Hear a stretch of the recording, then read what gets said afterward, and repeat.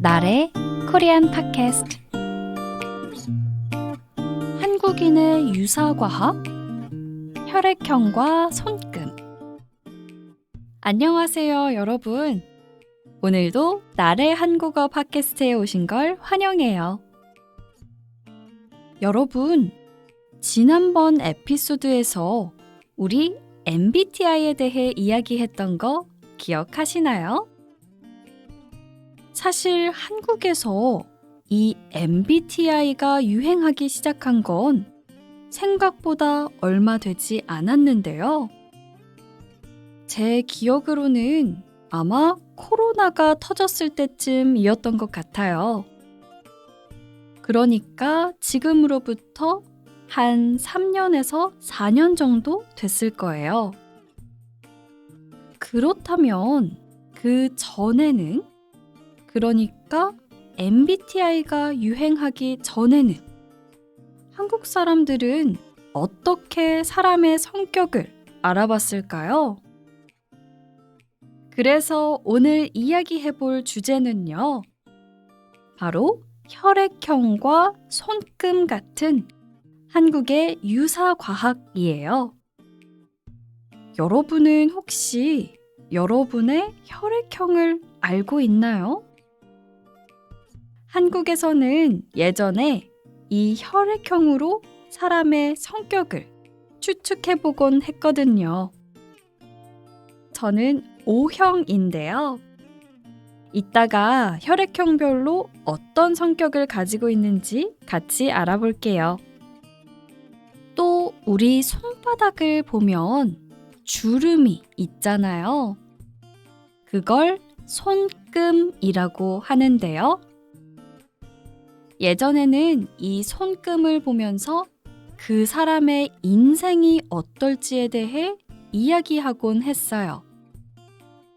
한때 한국에서는 이런 것들이 정말 유행했는데요.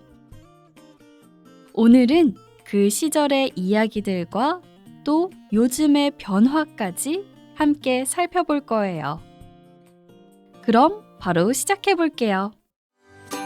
나래 코리안 팟캐스트. 여러분은 혹시 여러분의 혈액형을 알고 계시나요?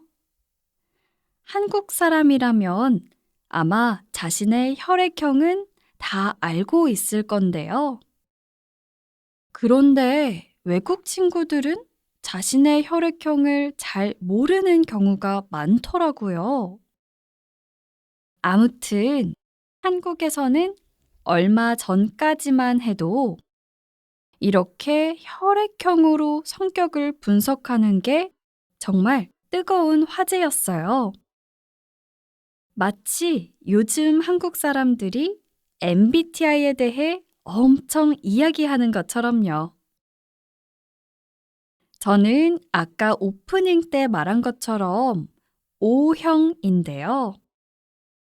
O형의 성격은 둥글둥글해서 주변에 친구가 많고요. 또 리더십이 있는 성격이라고 했어요. 맞는 것 같기도 하고요.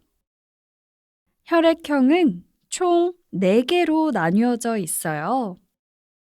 A형, B형, O형, 그리고 AB형. 그럼 이제 각각 혈액형별로 그 성격에 대해 설명을 해줄게요. 먼저 A형.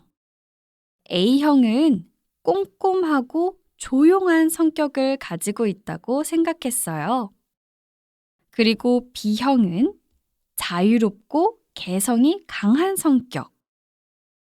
다음으로 O형은 외향적이고 리더십이 있는 성격을 가지고 있고, 마지막으로 AB형은 조금 독특하고 이중적인 성격을 가지고 있다고 생각했어요.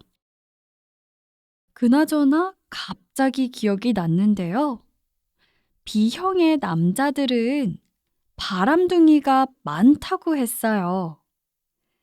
그래서 혹시 좋아하는 남자가 B형이면 다시 생각해 보곤 했죠. 이렇게 연애에서도 혈액형이 중요한 주제로 등장했었는데요. 사람들은 농담처럼 말하면서도 은근히 신경 쓰는 사람이 많았죠. 이렇게 혈액형뿐만 아니라 손금도 한국에서 꽤 인기 있는 주제였는데요. 손바닥에 있는 선, 그러니까 손금을 보면서 결혼운, 재물운 또는 건강운을 예상했죠.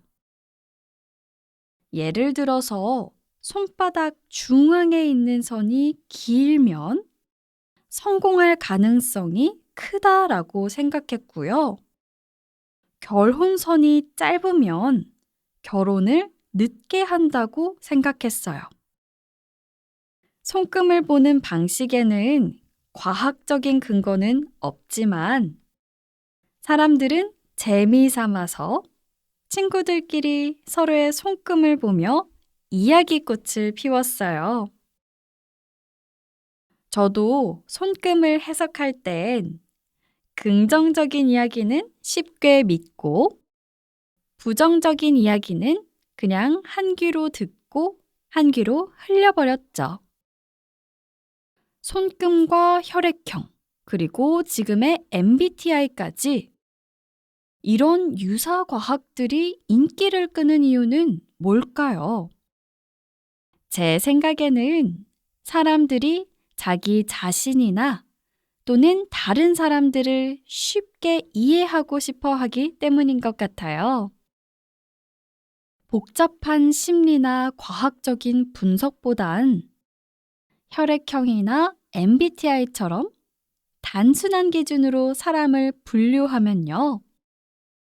보다 쉽게 나 자신, 그리고 다른 사람에 대해 알 수도 있고, 또 공감대를 형성할 수도 있죠. 그래서 누군가와 친해지고 싶을 때, 또는 가볍게 대화를 시작할 때, MBTI가 뭐예요? 라고 묻는다든가, 아니면 서로의 손금을 보며 웃고 떠들다 보면 조금씩 가까워지는 걸 느낄 수 있어요. 자, 오늘은 이렇게 한국의 유사 과학, 특히 혈액형과 손금에 대해 이야기를 해봤는데요. 여러분의 나라에도 혹시 비슷한 문화가 있나요? 아니면 한국에서 혈액형이나 손금을 주제로 대화를 해본 적이 있나요? 언제나 그렇듯이 이런 것들은 너무 진지하게 생각하기보단 재미로 즐기는 게 중요한 것 같아요. 오늘도 이렇게 제 팟캐스트를 끝까지 들어주셔서 정말 감사하고요. 다음 시간에 더 흥미로운 주제로 돌아올게요. 그럼 안녕!